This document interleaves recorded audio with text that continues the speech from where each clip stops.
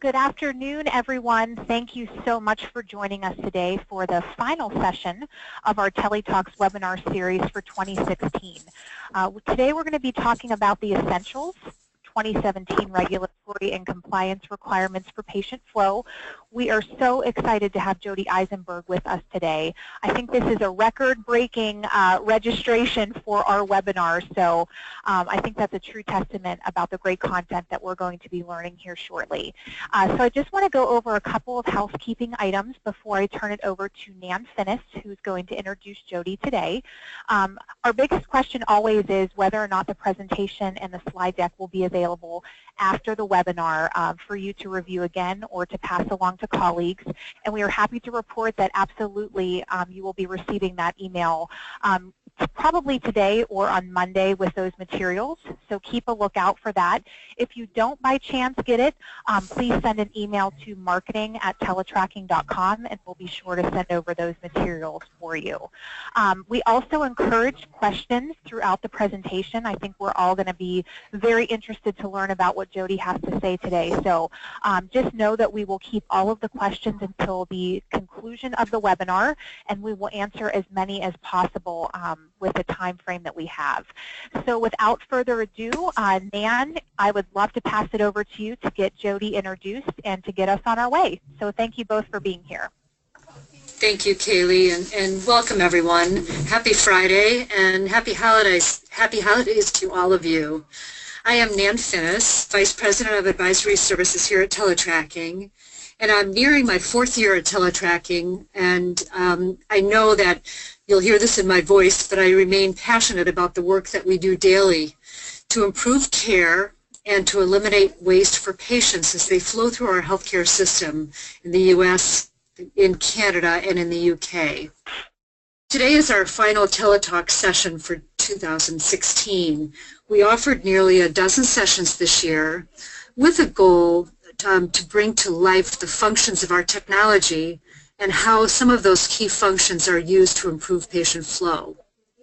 As we promoted this individual session, I describe patient flow as an art and a science, and a fine blend, really, of art and science. The science of logistics, flow engineering, application of evidence-based standards, and their requirements are blended with human factors in the work that we do every day.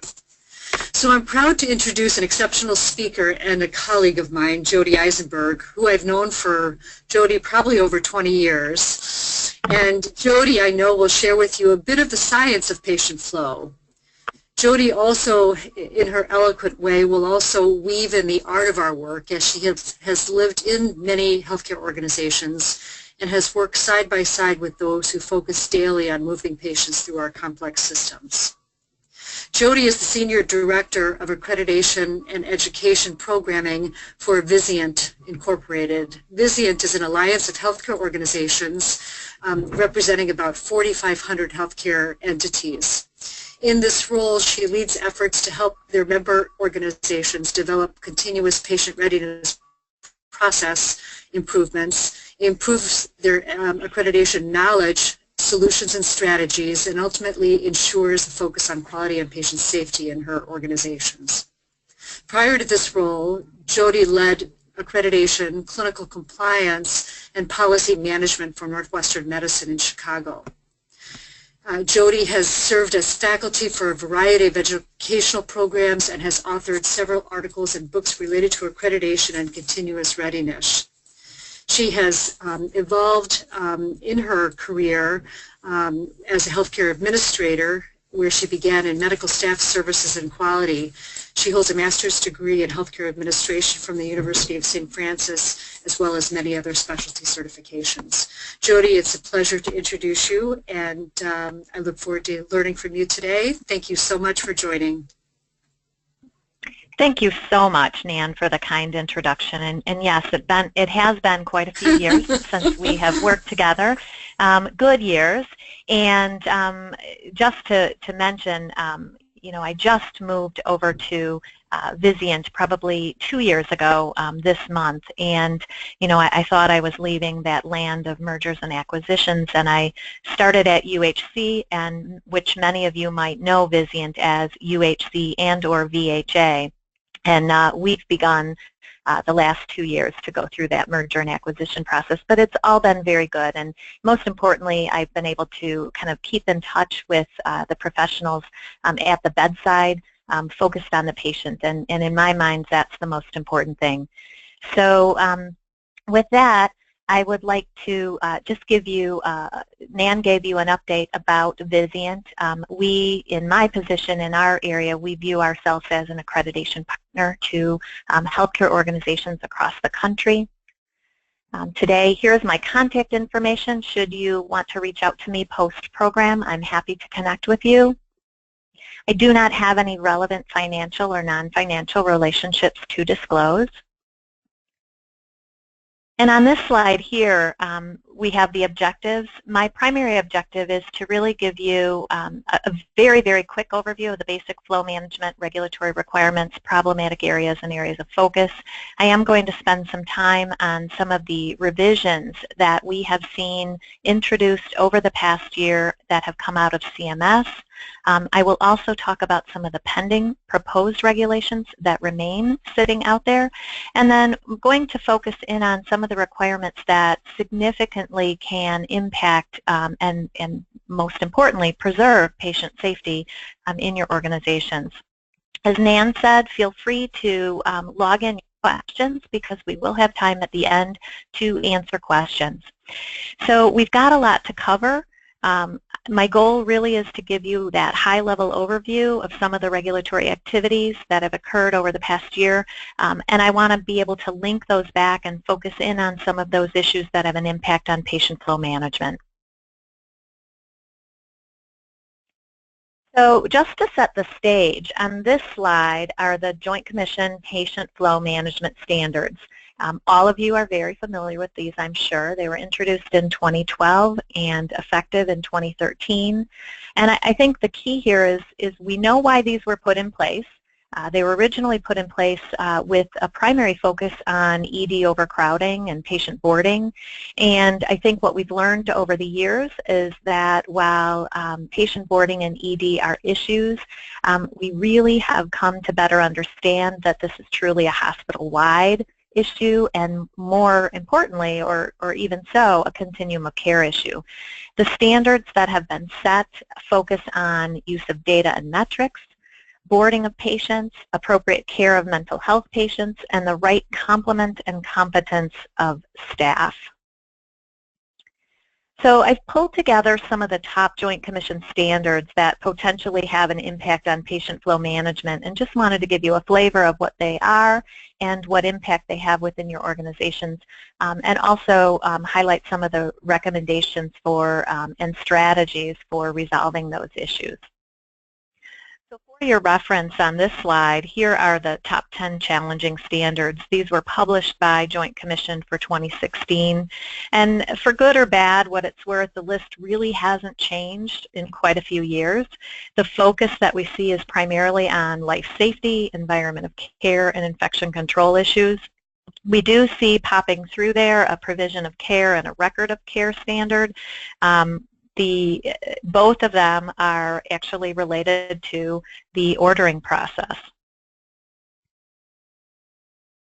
So in the next few slides, what I'd like to do is delve into some of the detail of the critical issues and really focus in on standards and issues that most likely have a link to patient flow. And likely one of the most prominent issues in healthcare news is the increase in hospital-acquired infections. I would guess that there isn't a single organization on the line today that isn't struggling with this issue, and also the issue around high-level disinfection.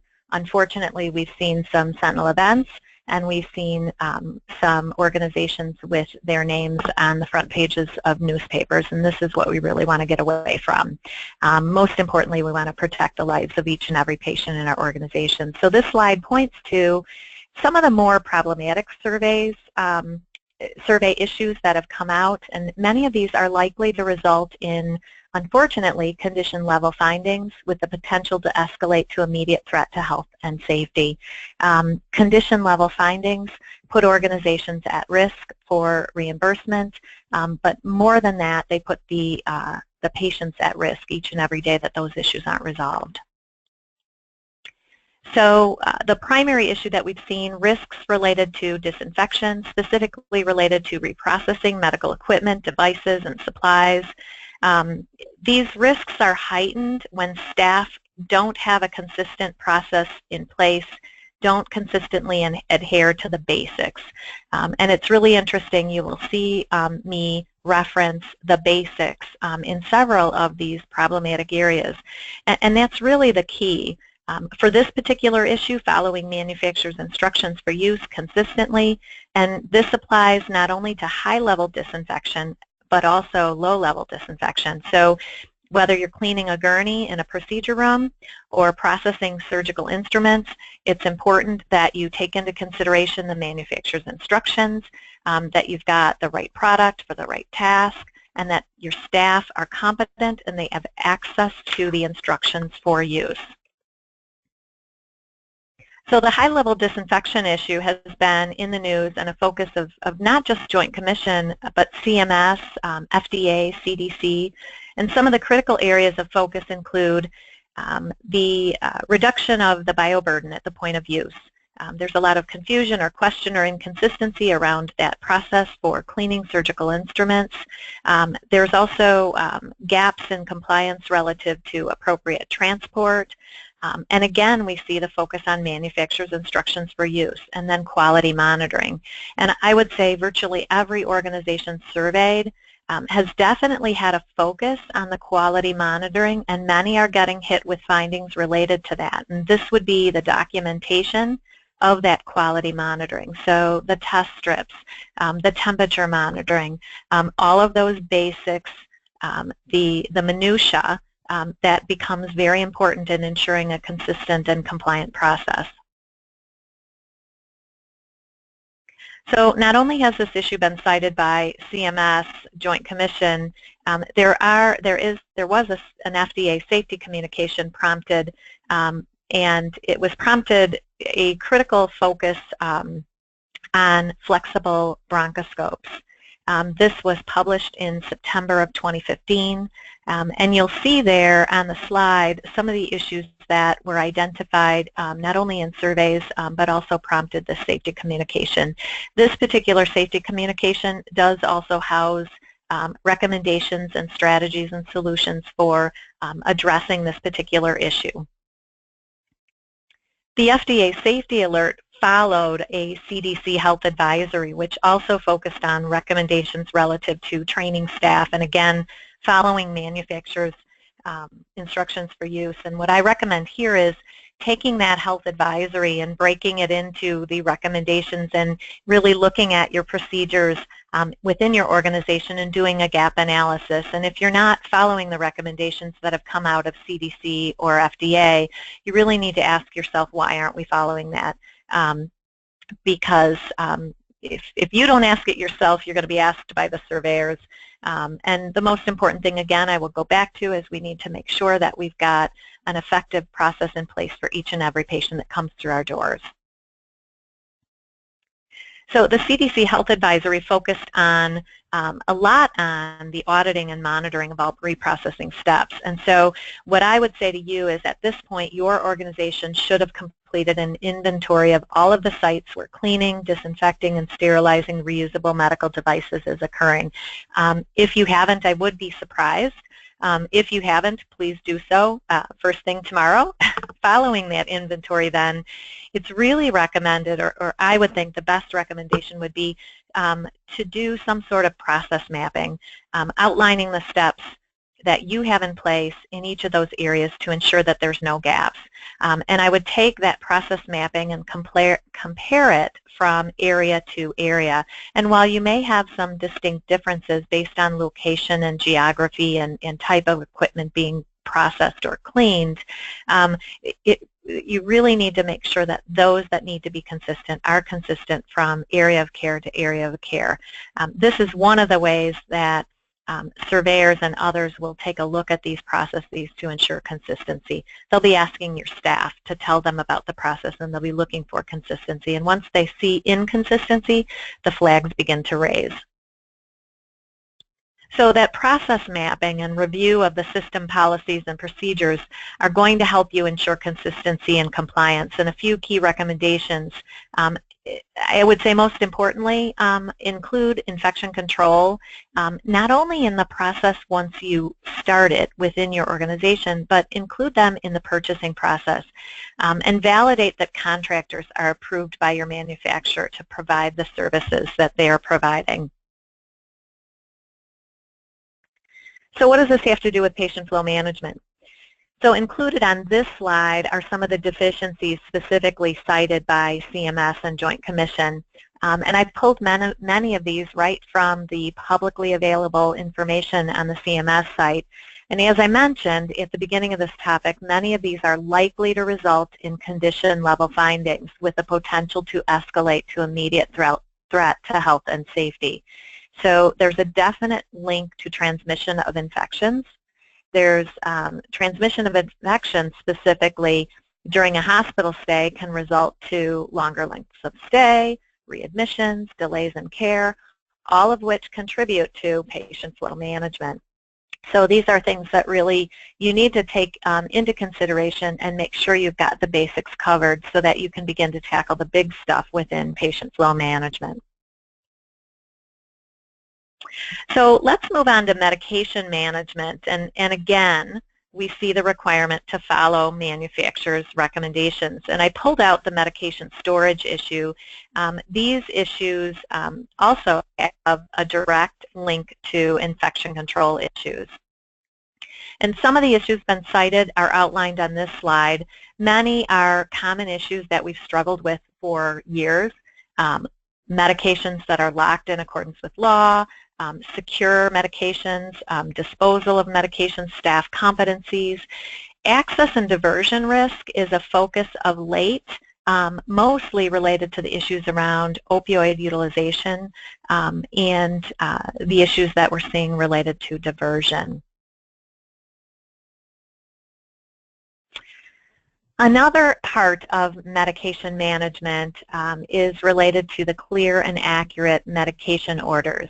And so I would just like to reference the Institute of Medicine's Preventing Medication Errors report. The average hospitalized patient is subject to at least one medication error per day. We in healthcare know that that's probably a lot higher. The primary intent is really to avoid errors of omission, duplication, incorrect doses, incorrect timing, adverse reactions, either drug-drug or drug-disease, and your policies and practices should address the items outlined on the slide. Aligning those policies and practices and strengthening your medication management process to ensure that it's effective really will help not only your ordering process, but patient adherence to medication therapies. And both of those really are essential to reducing delays in care while the patient is in the hospital, as well as reducing readmissions. So some of the issues being cited by CMS as well have focused on standing orders, order sets, and protocols. We've gotten a lot of questions in our group relative to the development of standing orders, order sets, and protocols. Who must approve them? Where do they need to be stored? How often do they need to be reviewed? These must be approved by medical staff, nursing staff, and pharmacy. Pharmacy needs to have a role in the approval, specifically when those order sets or standing orders have medications in them. And they also must be evidence-based, ordered and carried out in accordance with your state scope of practice acts. As far as review and retention, the actual protocol should be embedded in your electronic records so that it can be recalled and pulled should there be a need to look back at the care that was provided.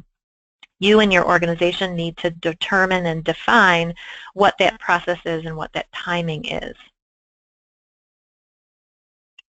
So two other issues that are rising to the top include cleanliness of medication preparation areas and pharmacist review of all medication orders for appropriateness. The cleanliness of medication preparation areas isn't really a new issue, but it is specifically rising to the top, and some of the issues that are prompting that are the issue of compounding outside of the pharmacy. There are some specific rules and requirements that have come out, not only from Joint Commission, but from CMS and the conditions of participation. You really should be limiting compounding that is occurring outside of the pharmacy, and if it is happening, that it is absolutely following the appropriate requirements linked to USP 797 and USP 800. As far as pharmacist review, organizations really can address the pharmacist review issue by creating provisions in their policies and procedures for administration of one dose of a medication in an emergency without pharmacist review. I would guess that most of you have that embedded in your policies already. Ensuring that information about emergency medications administered without review, that there is some process to note that in your electronic medical record, in the progress notes, make sure that it's retained in the patient record, and then develop a process for handling new medication orders, specifically placed off-shift in those areas or those sites where you don't have a pharmacist that's on duty 24 hours a day. So provision of care, history and physicals, this topic just won't go away. I think I have dealt with this issue for my entire career. Completion, updates, and timeframes for assessment and reassessment. The process you have in place in pre-op must be efficient and effective. We all know that this particular process is incredibly critical to the flow of patients, not only throughout surgical services, but if it backs up in surgical services, you're going to have a problem throughout your continuum, aren't you? So, with the transition to electronic medical records, we have certainly created some efficiencies. I think we will all agree. Unfortunately, though, I think we've spent a lot of time moving from paper to electronic and then correcting and improving our electronic medical record. Some of those documentation efficiencies we know that we've created relative to the plan of care haven't really necessarily led to value. I think what is being seen when the organizations are being surveyed is when a surveyor looks at one patient's plan of care, it looks pretty much the same as the next patient's plan of care for the same patient population. So in this age of kind of point and click, we do sometimes miss some of the individualized story, and I'd say that's one of the biggest challenges of the electronic medical record. Goals and progress must reflect the individual patient, and we're seeing both CMS and Joint Commission cite this over and over. Every goal should not have a time frame that says patient will achieve this goal by discharge. This will definitely raise red flags. You really need to be thinking about making sure that the plan is individualized, that there are goals within your plan of care that are accomplished while the patient is in the hospital. Obviously, there will be some that will be achieved by discharge, but not everyone should have that will achieve by discharge designation. So provision of care based on services ordered. This is another issue that I think has grown as a result of the electronic medical record. Orders must be obtained prior to care. This particular issue could not only result in caregiver loss of license, but also could impact the organization's accreditation status. This sometimes, I think, results because of a standard order set or a protocol process that hasn't been clearly defined or documented appropriately in the medical record. So this is an area that really needs to be focused on and made sure that it's consistent across the organization. The next issue that I'm going to talk about is another one that's not new at all, the resuscitation services. And the issue is availability. but mostly focused on the availability of appropriate supplies. So appropriate supplies for the patient population being served in that area. So if it's a pediatric area, appropriate pediatric supplies. If it's think about in your neonatal intensive care unit or your newborn area, obviously you will have a pediatric crash cart, but have you thought about the new moms who are coming to that area? And is there a need to have some additional reinforcement there as well? Citations are really focused on not only the lack of availability of the slides, but also expired supplies. Sedation and anesthesia continues to be a focus of both CMS and Joint Commission. The focus is on consistent and complete documentation of not only pre-sedation but pre-anesthesia assessments, and also the immediate reassessment just prior to induction. The key here is consistency from area to area. So your pre-sedation, your pre-anesthesia assessments should be in alignment across the organization. Again, I want to point you back to the CMS condition of participation that defines that all sedation and anesthesia services come up through anesthesia. We saw that a couple of years ago, and you just want to make sure that you've got alignment in the practices in the various areas. So there have also been several findings related to the immediate postoperative note when it should occur. It should occur immediately after surgery before transfer to the next level of care. There has been significant debate and discussion about what is the next level of care. Joint Commission has given a read on that, but it has, I think some folks have challenged that next level of care, specifically as it relates to transfer from OR to the PACU to the floor. I would encourage you, if you've got questions, and you're a Joint Commission accredited organization, to send a query and get an official read from Joint Commission on that. And if you'd rather, you can also go to CMS and get an official read from CMS through their Q&A process as well. All of the elements listed on the slide must be included in that immediate post-op progress note. So this slide here focuses on some of the strategies for mitigating findings related to the post-anesthesia assessment. I want to just point out the evaluation should not begin until the patient is sufficiently recovered from the acute administration of the anesthesia. There is a need for them to participate in that evaluation. Preferably, the evaluation should begin in the recovery area, but it could also occur in another inpatient location based on your patient flow, based on the flow of that patient through your organization. Discharge planning. Oh, sorry. I'm getting ahead of myself. Post-anesthesia evaluation. So the post-anesthesia evaluation on this slide, we've got the minimum requirements for documentation.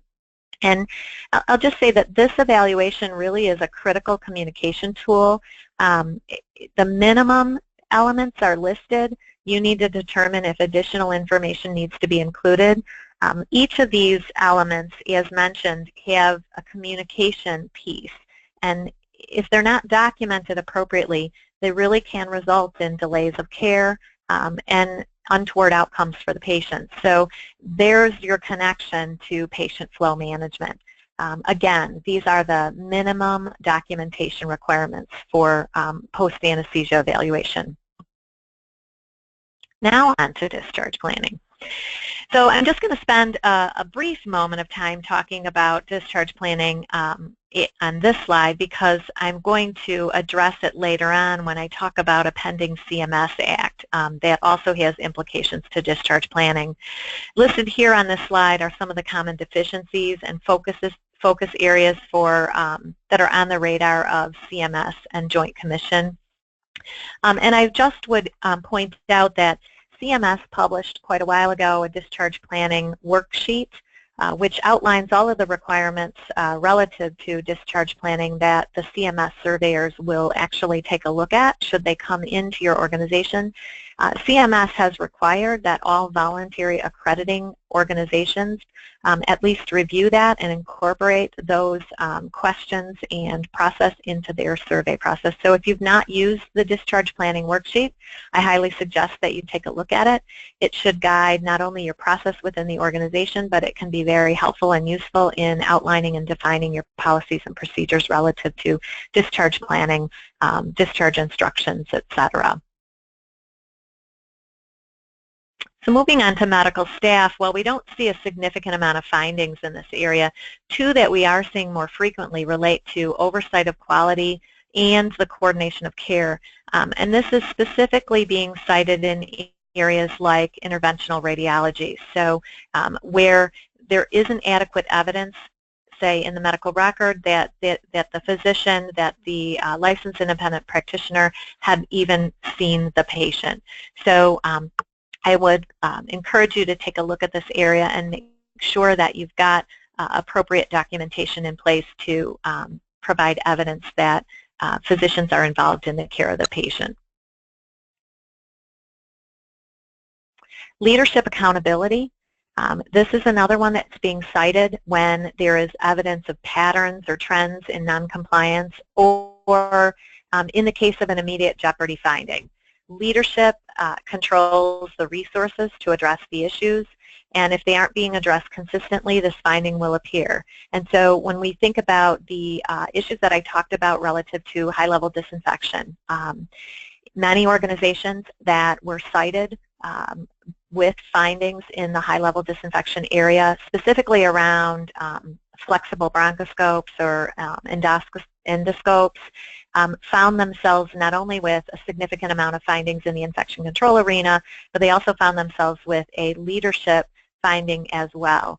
And so when these items are coming out from CMS, from Joint Commission, and from all of the variety of regulatory agencies, it's very important to take a look at them and really prioritize them. If there are organizations across the country that are having issues, significant issues, relative to any number of standards, it's important to look within your own organization to see whether or not you've got appropriate points in place to protect your patients from those issues. If you're not looking at that, or if you're lagging behind and patterns slowly appear or grow, you can probably be assured that you'll get a leadership finding as well. So here are two other examples where leadership accountability is being cited. And again, this first one, programs, services, sites, or departments are effectively managed. And so if issues are identified within specific programs, services, or sites, and there's a pattern noted, it's going to filter up to the top to leadership. This other one, oversight of care provided through contractual agreements, that has been a pretty big issue as well. Contracted services not being monitored, not being held to specific performance measurements, no real solid idea of whether or not leadership understands that the contractor is providing what you've assigned them to provide. So that's another area of focus. Human resources, not much new here, but we're still seeing CMS deficiencies in this area, and it's all about consistency. Consistency in staff competency, qualifications, and mostly completeness of documentation. So documentation. Amazingly, we are still seeing issues cited around legibility, and it's primarily related to the few paper records that still exist. If you've got any faxed-in orders or faxed-in H&Ps, your written documents, your informed consents, I would take a look at those. Legibility comes out. The other thing that comes out relative to these paper records is this is where I would go to look for those unapproved abbreviations. They're still there. Another area in the medical record that causes issues is the blank field.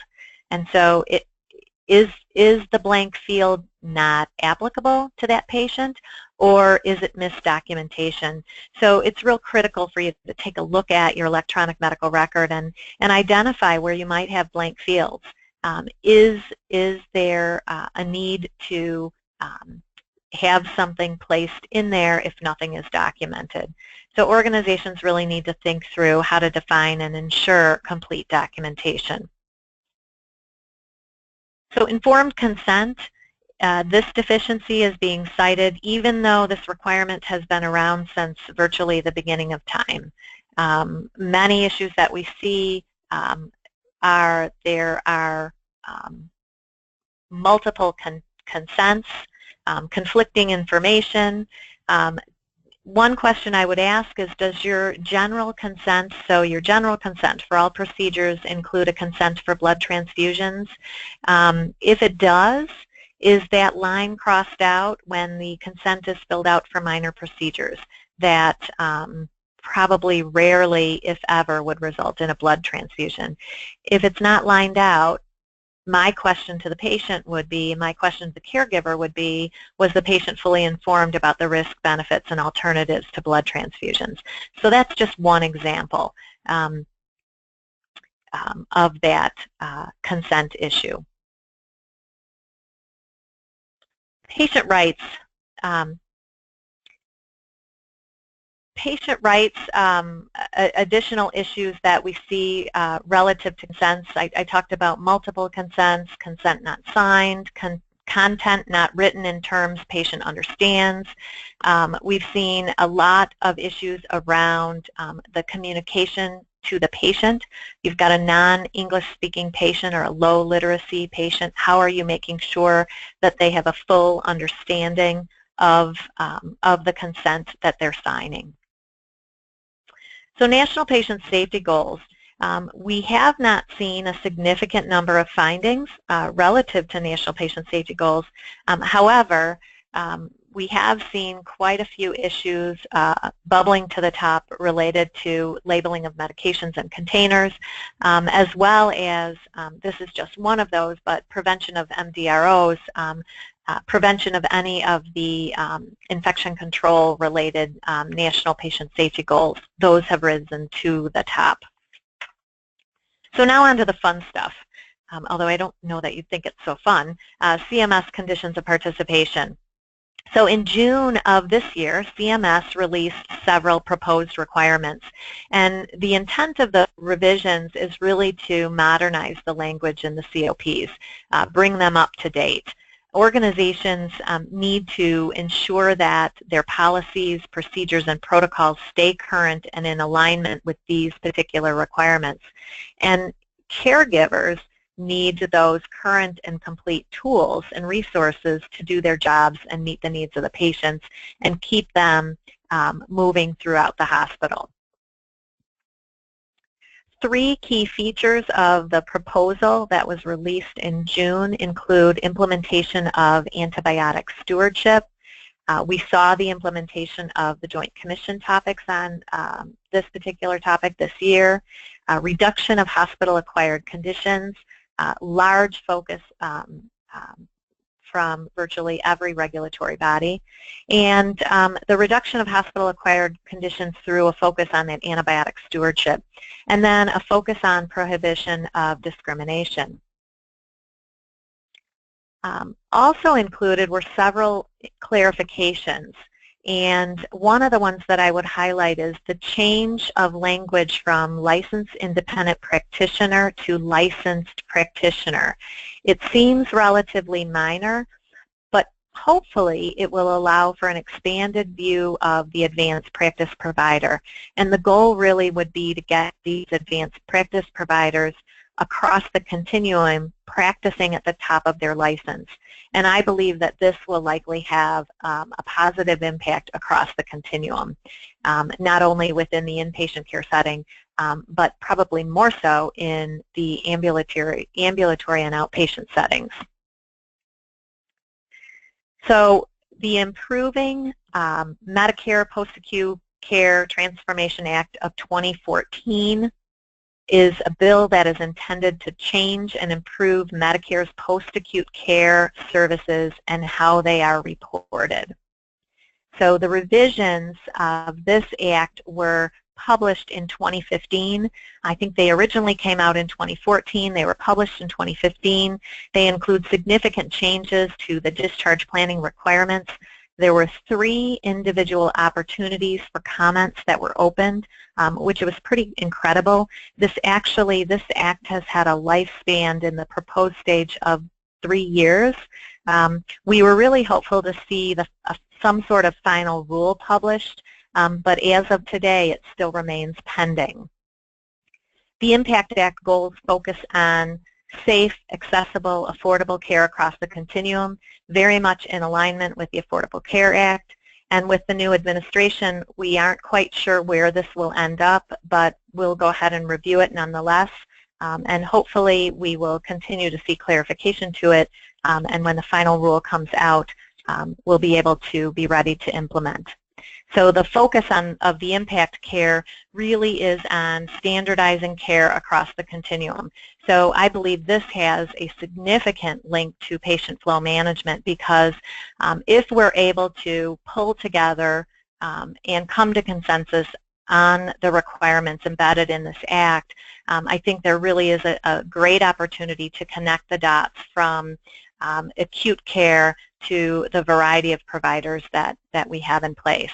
So standard measures are proposed for providers across the continuum. That's your skilled nursing facilities, your home health, your hospice. I think the challenge that is present here is connecting the various electronic systems across the continuum. We all know that the challenges that we have within our own organizations connecting even within a single provider. So the challenges that exist for connecting multiple providers across the continuum grow exponentially. The measures that are included on this slide are the proposed measure domains that CMS would like to see in place for all providers. All providers would be required to have a process in place for standardized data collection and quality measures.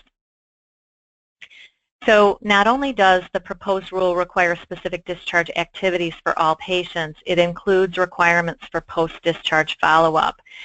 But what's not clear in the Act is what does that look like. There isn't a prescribed process included in the Act. Our thought is that that prescribed process or insight into the prescribed process would be in place in the interpretive guidelines, which would come out after the Act is finalized. The rule does state all patients, and our current process allows organizations to identify through a criteria a subset of those patients that would require a discharge plan, instructions, and follow-up. The new Act, or the proposed Act, does not have clarity around whether or not an organization can choose a subset. So the proposed rule contains defined discharge plan components, and the goal would be that these components would be used consistently from provider to provider. And again, I'll point out the post-discharge follow-up. So with inclusion of a post-discharge follow-up, what's really unclear, and the big question that's out there is, will this apply to all patients, or will it apply to a subset? And if it does apply to all patients, that would be a huge constraint of resources for most all providers. I have included the link to the Act in this slide. Some of the open issues and focus areas that are under discussion and we're awaiting information by CMS on are the requirement to utilize prescription drug monitoring programs. This would have to be state by state due to the fact there are differences. An improvement focusing on behavioral health.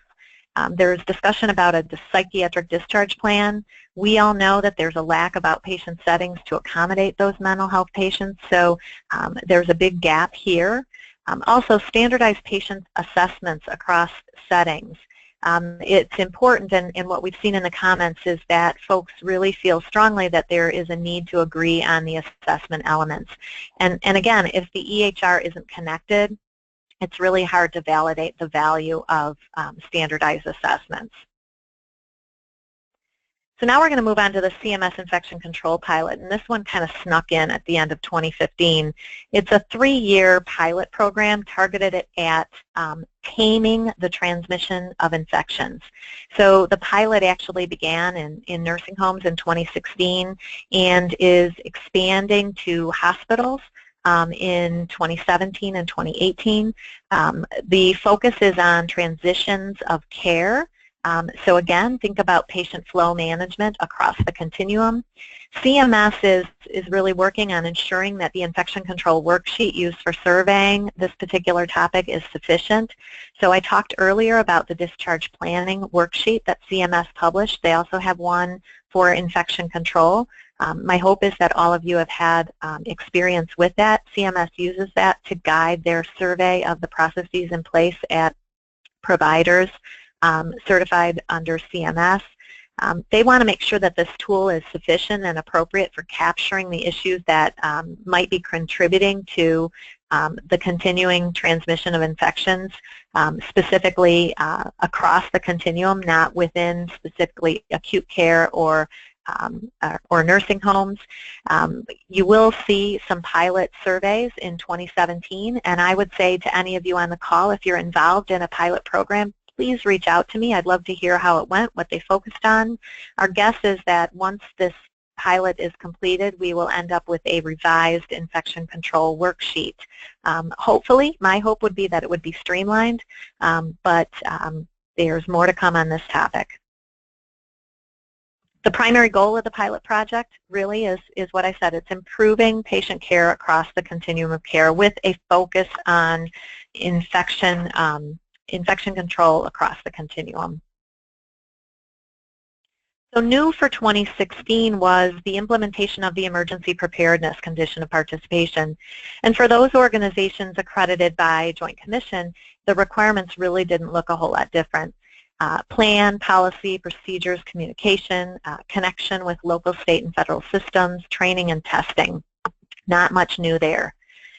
CMS presented a webinar outlining the details of the rule, and what was evident in this webinar was that this was definitely a multi-agency effort in creating the rule. And on this slide, you've got the link to that emergency preparedness webinar, as well as some critical information. In fact, there's a wealth of information on emergency preparedness on the site that really can help you take a look at your program. And really, in an effort to help hospitals prepare to implement this new rule, CMS released 2 sets of frequently asked questions. The key takeaways: healthcare providers and suppliers affected by this rule must comply and implement all regulations by November 16th of 2017. And what we've heard from CMS is these FAQs will be updated on a continuous basis. So good information there. I encourage you to take a look at that. Now I'm going to move on to safety updates and practice, but before I move on, I wanted to mention 2 very recent regulatory updates that came out after I finalized my presentation. So the first, Congress passed the 21st Century Cures Act. The act was actually passed by the House on December 1st, the Senate on December 7th, and President Obama signed the bill on December 13th. And this bill was originally conceived and focused as a biomedical innovations package, but a number of key additional healthcare provisions were added. That's no surprise. Those key health provisions included a modification to the hospital readmissions reduction program, relief to the hospital reimbursement for hospital outpatient departments, specifically those that are not on the hospital campus, mental health reform package to improve treatment options, and then promotion of interoperability to improve the electronic health record. So when you look at those provisions, it looks like they're really focusing in on some of those problematic areas that we've been discussing. The second one that I'd also like to mention is on December 6th, CMS posted the final notice of Observation, Treatment, and Implications for Care Eligibility Act, which was actually signed into law in 2015, August 2015. And according to the notice, hospitals and critical access hospitals will be required to provide notice of observation status to affected patients no later than March 8th, 2017. Affected patients are those who were placed in outpatient observation status for more than 24 hours. Hospital staff would be required to verbally discuss the notice and obtain appropriate signatures. So your key takeaways there: hospitals must be prepared to provide notice and discuss implications and comply with the law by March 8th, 2017. One note is CMS has offered formats for the notice in English and Spanish that can be utilized and integrated into your own patient management or discharge planning operations. So let's move on to the safety updates. The first, OSHA. OSHA has gotten more funding, therefore has expanded their enforcement. This means that you can expect increased visits and, unfortunately, potential fines if you are cited. I was just recently presenting at a conference, and while most of the OSHA visits that we have heard about in the recent past have been a result of complaints, I did have 2 different organizations say that they had a general OSHA visit. They just came to see how their program was doing and whether or not they were in compliance. So I would be aware that that is a potential moving into 2017. So some of the strategies for assessing readiness, I would recommend reviewing your hazard vulnerability analysis, reviewing the workforce safety programs, and specifically looking at some of those issues that are bubbling up as problematic for your workforce. Take a look at education and training, specifically the documentation, and use that information to conduct a mock inspection, focusing in on those 5 areas that are on the top of the slide, because that's what the OSHA inspector is going to do, and better you be prepared and ready and waiting than have them come in as a surprise. FDA has released several safety updates as well, and while these are fairly specific, CMS and Joint Commission will likely focus on these if they discover underlying related issues in your organization and find that you have not followed or haven't reviewed any of these recommendations. And as you look at those, so I would point to the cybersecurity recommendations. We have seen that in the news, and it's obviously becoming an issue not only in healthcare, but it's an issue across the board. They've specifically put recommendations out relative to medical device manufacturers, but the whole entire issue of cybersecurity and protection of information is a critical one for all of us. Okay, AHRQ. AHRQ has a ton of resources, but I wanted to pull out a few that have come out over the past year. This one is geared at tackling the use of copy and paste, and I think the key here is to recognize that it is an issue, it is happening, and organizations really need to look at working to ensure that there's a monitoring process in place, that appropriate copy and paste is being used, and that those folks who are documenting in the medical record have an understanding of the implications of copy and paste. AHRQ also has put out recommendations around early diagnosis, prevention, and treatment of C. diff. This is another issue that we see in the news and we've seen across the country. I would highly recommend taking a look at those and doing a gap analysis. CDC, always an excellent resource. Listed on this slide are just a few of the guidance documents released this past year. I would point you to specifically the Guide to Infection Prevention for Outpatient Settings. This includes minimum expectations for safe care. Many of our organizations across the country are merging. They're in systems. They not only have acute care, they have critical access, they have nursing homes, they have outpatient areas, they have physician clinics. This is an excellent resource, and I recommend using it to develop not only policies and procedures, but tracers for all of your clinics, outpatients, and physician offices. It can really be used as a tool to identify gaps and then further identify and define a consistent set of expectations related to infection control. A lot of times we will get questions about infection control requirements specifically in physician clinics or outpatient areas, and they're different. This document really provides you with a great foundation of expectations.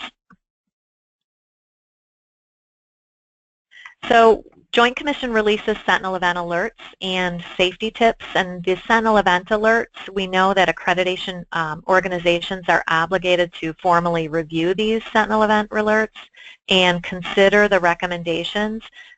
Doesn't say that you have to adopt all of the recommendations, but you need to make sure that you've got a process for considering them, and then identifying if you're not going to adopt a specific recommendation, how you know you are still protecting the patients relative to that particular alert.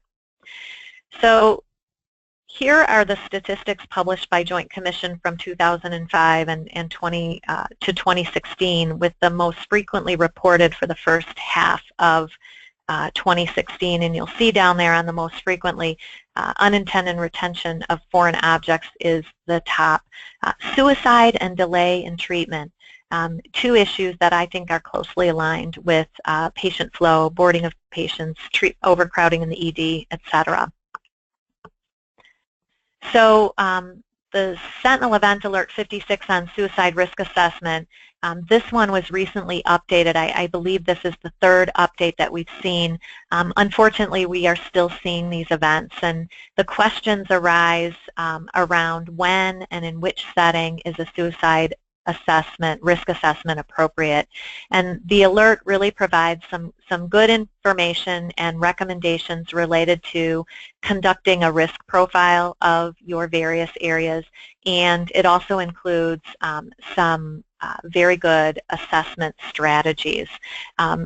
Few of the assessment strategies that I pulled out: reviewing personal and family medical history, screening all patients using some sort of standardized evidence-based tool, and reviewing screening questions prior to patient release or discharge. Each of the action strategies really need to be evaluated by your organization to make sure that you've got an effective process in place. This particular slide highlights some additional action strategies relative to both high-risk and low-risk patients. The key here too, thorough documentation. We talked about informed consent earlier. Definitely being recognized as an issue, as we see Joint Commission published a quick safety alert on the topic. So these quick safety alerts are meant to provide you with a highlight of some of the things that the surveyors are finding relative to issues around a particular topic, as well as safety strategies. And I mentioned some of these already. You know, when we think about health literacy and cultural issues, language barriers, some of the strategies that you might want to put in place are making sure that you've got not only comprehensive policies, but comprehensive and consistent practices that are adhering to those policies. Another topic covered earlier in the problematic and challenging standards, Joint Commission Quick Safety Publications provides an overview of the problems along with strategies for mitigating the risk, particularly focused on transition of care. So we know that there's many challenges relative to medication reconciliation, collection of an accurate medication list, This strategy for involving pharmacists whenever possible, I know that many of the organizations listening in have had success in including pharmacists in that process, particularly in some of the high-risk areas. Patient and family education is one of those ongoing strategies as well. So the top finding, or the top sentinel event, as I talked about, the unintended retained foreign objects. Unfortunately, this is still occurring. It's key that that the basics are followed. So look at the most common root causes. Absence of policies and procedures, or failure to follow them. We still see intimidation, the communication factor, inadequate or incomplete staff education. Some of the strategies, I'm sure many of your organizations on the phone have implemented and used some of these strategies. I think the key with this, because it is still occurring and reoccurring, is to have a process to continuously look at this issue. We can't let it out of our sight. So I've covered a ton of information. I hope that it's been valuable. I want to make sure, though, that as we think about the driving force behind the regulations and the standards, CMS, Joint Commission, any number of regulatory bodies, I think the key for us to stay on top of those is having an approach to continuous patient readiness. And I want you to notice that I don't say continuous survey strategies. It's not about the survey. It's really about the patient. And until everybody gets on that same page, we're not going to make a bit of difference. So really focusing in on continuous patient readiness is the key to having a good and comprehensive program. So want you to be aware, I'm sure you're aware of the possible patient flow roadblocks, and just want to say that, you know, in the design of good patient flow, it's not simply about improving efficiency. Coordination across the continuum will help accomplish many of those goals in a timely manner. But what's most important is coordination across the continuum will lead to care that is delivered more consistently, more reliably, hopefully at the safest level possible, and then as a byproduct of that, we'll be in compliance with the standards and practices required. Wanted to provide you with some recommendations for ongoing compliance, and I think the key takeaway here is, as I said before, focusing in on the patient. Get leadership involvement, put a continuous monitoring process in place, and really tackle the issue as a team, tackle the many issues as a team. It's important that we always evaluate the interconnections between disciplines, departments, and services. And the recommendations that are on this page for ongoing compliance really could be focused on patient flow management in and of itself as well. So before we open up for questions, I first wanted to thank you for inviting me to present, and I hope I've provided you with some valuable information. I wanted to let you know that at the end of the slide presentation, I have also included a few slides with reference information which include the past year's CMS survey and certification memos as well as transmittals. I know you have access to those on the CMS website, but navigating the CMS website is a bit of a nightmare, and so we've pulled those that are specific to hospital critical access settings and put them into a table for your reference. So now I'd like to hand it back over to Nan, and we can open up for questions. Thank you so much.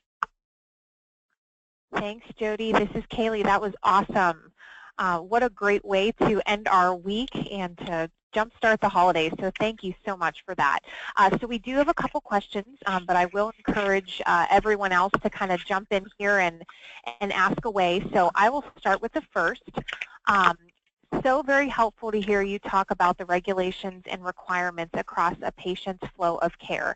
Can you explain how all of these requirements tie to patient flow?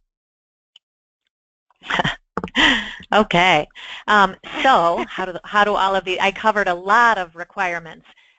So I think what we're seeing out of CMS, so I'll just focus in on the Impact Act. So I think historically what we've seen from an accreditation or regulatory impact is we've seen focus standards for a setting. So we've got the hospital standards, we've got the home care standards, we've got any number of other provider standards, and I think what we're hearing and what we're seeing, especially as the issues bubble up, is that it's all fine and good that each of those entities are in compliance within their own four walls, but it's really more than that.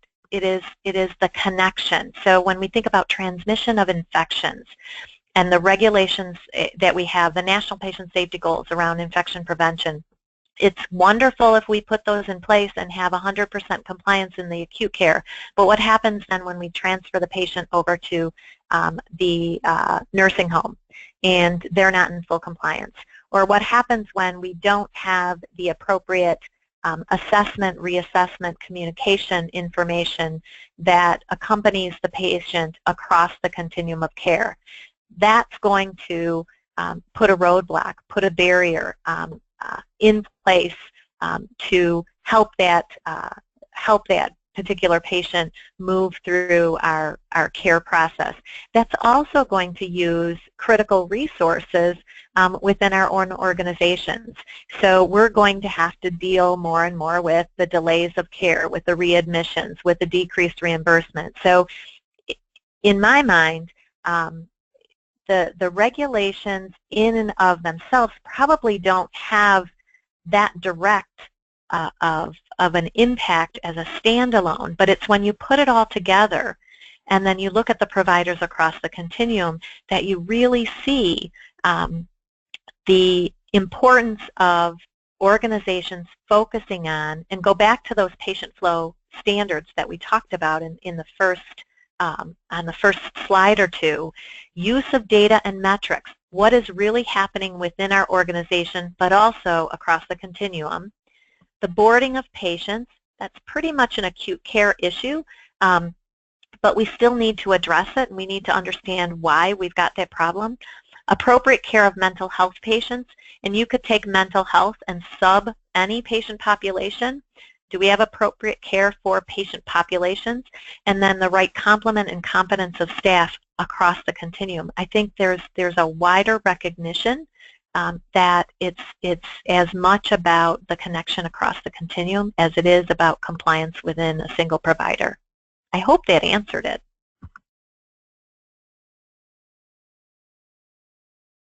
Okay, we have a question from Harmony. Did I understand correctly that you stated in March 2017 patients will have to be notified after they're in outpatient status for 24 hours in an inpatient facility?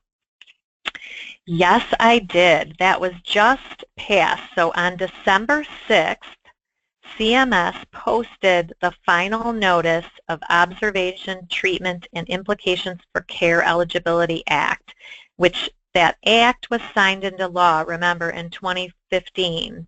And according to the notice that was posted, and I'm happy to send this to Nan, send the link to Nan so that she can share it, but it basically states that hospitals and critical access hospitals will be required to provide notice of observation status to affected patients no later than March 8th of 2017, and they define affected patients as those who are placed in outpatient observation status for more than 24 hours. And the requirement is that hospital staff would be required to verbally discuss the notice and obtain appropriate signatures. And because that was not in my slide presentation, it came out after I finished, I will get that to Nan so that they can get that information to all the participants. That's wonderful. Thank you. Harmony said that would be great. So we'll keep a lookout for that email from you, Jody. Thank you. So let me see. We've got a couple questions here. An excellent presentation as you reviewed issues of infection prevention specifically. Do you have any pearls of wisdom for those who manage patient flow and what we should be thinking about? great question.